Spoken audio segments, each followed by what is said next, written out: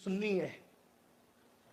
ترمذی لکھتے ہیں کہ رسول اللہ نے فرمایا جو میری اہل بیت سے محبت کرے گا، جنت میں جہاں میں محمد رہوں گا وہاں اہل بیت سے محبت کرنے والے بھی رہیں۔ آخری بات ختم۔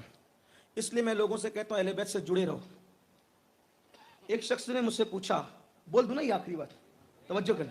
ایک شخص نے مجھ سے پوچھا جب تو بیان کرتا ہے کہ اللہ قرآن میں کہتا ہے ادعونی استجب لکم، مجھ سے مانگو میں عطا کروں، جب اللہ سب کو دیتا ہے دعا کرو تو قبول ہوتی ہے، اور تو یہ بیان کرتا ہے کہ سب کی دعا قبول ہوتی ہے، پھر سیدوں کی محتاجی کیوں ہے؟ جنازہ پڑھانے سیدوں کو بلاؤ، فاتحہ دینے سیدوں کو بلاؤ، قربانی میں سیدوں کو بلاؤ، نکاح میں سیدوں کو بلاؤ۔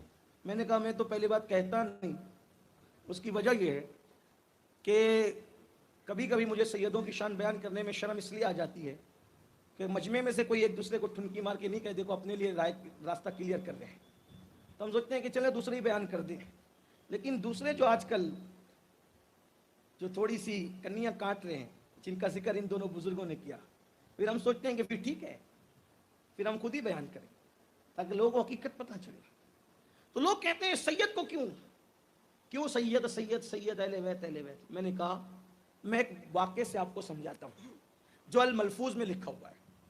الملفوظ میں واقعہ یہ ہے جس کو میں تھوڑا تصرف سے خلاصے کے ساتھ پیش کر رہا ہوں۔ ایک بھکاری بھیک مانگنے والا، توجہ کرنا، سید کی دعا کی اہمیت، اہل بیت کی دعا کی اہمیت۔ ہاں، ایک بھکاری ایک دکان پہ آیا اور کہا مجھے بھیک دے۔ دکاندار نے کہا چل نکل یہاں سے، بھاگ چل۔ اس نے کہا دے ورنہ تیری دکان کو آگ لگا دوں گا، پلٹ دوں گا۔ اس نے کہا تیری اوقات دیکھ، میرے دروازے پہ آ کے بھیک مانگ رہا ہے اور اتنی طاقت کا اعلان، اتنی طاقت کا، یہ دکان پلٹ دوں گا، آگ لگا دوں گا۔ وہاں سے ایک بزرگ گزر رہے تھے، صاحب کشف یا اس کے پیر تھے یا بزرگ گزر رہے تھے، انہوں نے کہا بیٹا دے دے اس کو، دے دے ورنہ یہ تیری دکان کو آگ لگا دے گا، دے دے۔ انہوں نے کہا بابا اس کی اوقات دیکھیں، اگر یہ اتنا پاورفل ہوتا تو بھیک مانگنے کیوں آتا؟ کہا بیٹا دے دے ورنہ آگ لگے گی۔ کہا کیوں؟ کہا میں دیکھ رہا ہوں گا کشف سے، میں کشف سے دیکھ رہا ہوں کہ جب یہ کہتا ہے نا کہ آگ لگا دوں گا تو اس کا پیر بڑا پاورفل ہے، اور وہ پیر اللہ کی بارگاہ میں کہہ رہا ہے مولا یہ میرے مرید کی زبان کی بات ہے، اگر وہ کہہ دے آگ لگے تو آگ لگ جانا چاہیے۔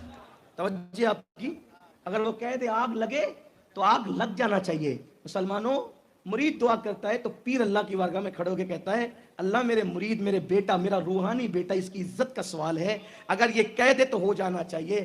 جب مرید دعا کرے تو اس کا روحانی باپ، اس کا پیر خدا کی بارگاہ میں کھڑے ہو کر سفارش کرتا ہے، اور جب سید دعا کے لیے ہاتھ اٹھاتا ہے تو پھر اس کا بابا علی اور اس کی امی فاطمہ خدا سے عرض کرتے مولا پھر ہمارے بیٹے کی آبرو کا سوال ہے، ادھر ہاتھ اٹھے اور ادھر پھر اس کا جملہ پورا ہو جائے۔ اسی لیے تو عبد القادر جیلانی کم باذن اللہ کہتے ہیں تو مردہ زندہ ہوتا ہے۔ کیوں؟ زبان ادھر عبد القادر کی چلتی ہے، ادھر علی و فاطمہ سفارش کرتے ہیں، ادھر معین الدین کہتے ہیں کہ گھاگھر کے اندر ساگر سیمٹ آ جائے، تو ادھر علی و فاطمہ کہتے بات ہمارے بیٹے کی ہے، ادھر صابر کہتے کلیئر جل جائے، تو پھر ادھر علی و فاطمہ کہتے بات ہمارے بیٹے کی ہے۔ اب پتا چلا اوروں کی دعاؤں پر پیر حمایت کے لیے کھڑے ہوتے ہیں، سیدوں کی دعاؤں پر علی و فاطمہ حمایت کے لیے کھڑے ہو۔ اندازہ فرمائیے یہ وہ گھرانہ ہے۔ ناظرین اکرام، اسی طرح کے اور واقعات اور بیانات سننے کے لیے چینل کو سبسکرائب کریں، بیل آئیکن کو دبائیں تاکہ اگلے آنے والے ویڈیو کا نوٹیفیکیشن ترنت آپ کے پاس پہنچ جائے۔